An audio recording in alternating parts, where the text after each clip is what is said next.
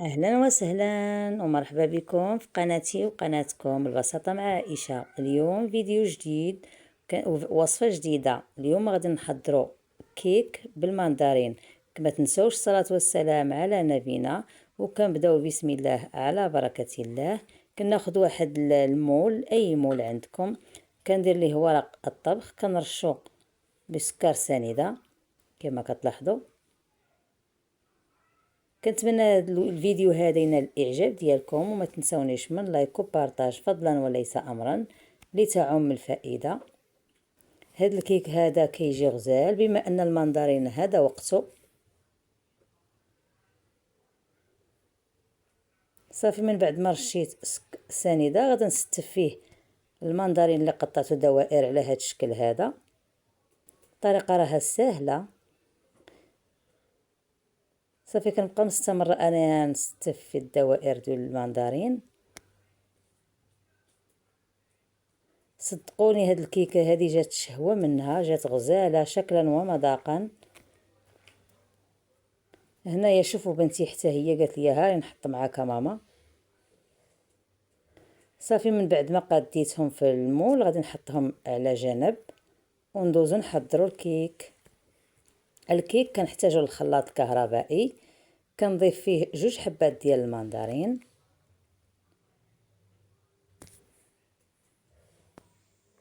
اللي غادي نديرهم في الخلاط.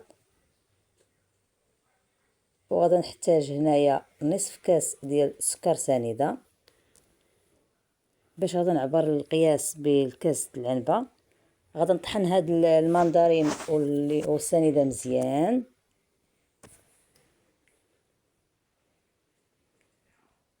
حتى كيطحن مزيان داك المندرين وكتذوب ديك السنيده.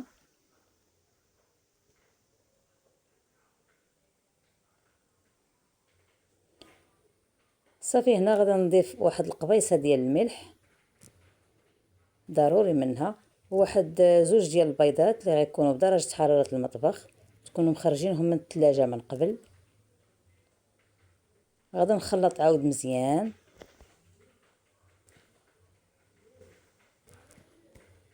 ثم نضيف نصف كأس ديال الزيت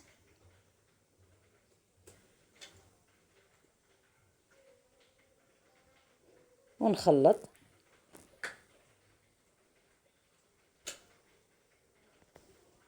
من بعد ما كنخلط مزيان كناخذ واحد الاناء اللي غادي نصب فيه هذاك الخليط.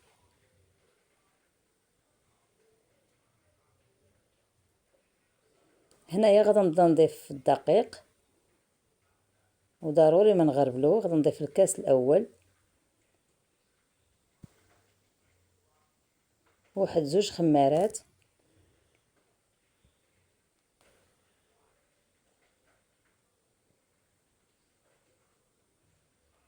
غادي نخلطهم مزيان حتى كيذوب داك الدقيق مزيان ما يبقاش يبان.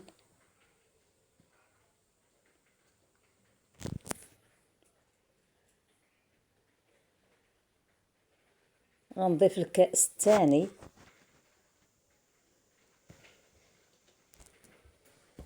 ضروري ما تغربلوا الدقيق وتعاودوا تغربلوه باش الكيك يجيكم زوين. غادي نخلطو حتى هو مزيان.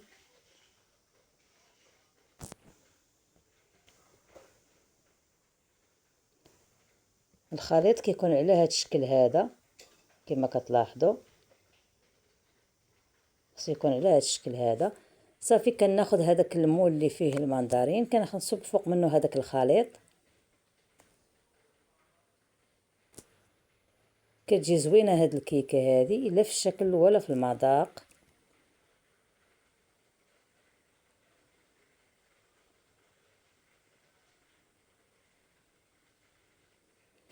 كنتمنى هاد الوصفه هذه تجربوها وتنال الاعجاب ديالكم، وما تنسونيش من لايك طبعا الا عجباتكم. صافي من بعد كنخبط المول واحد شويه كندخلها للفران. انا كندخلها كما قلت لكم الكيك في الفران كيكون بارد حتى كطيب مزيان. ومن بعد كتجي على هذا الشكل هذا. كنتمنى تجربوها وتنال الاعجاب ديالكم. انا غادي نقسمها معكم ضروري.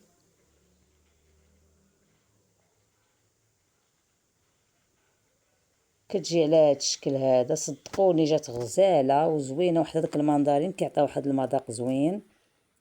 غير جربوها غادا تعجبكم. كنتمنى تنال الاعجاب ديالكم والى اللقاء.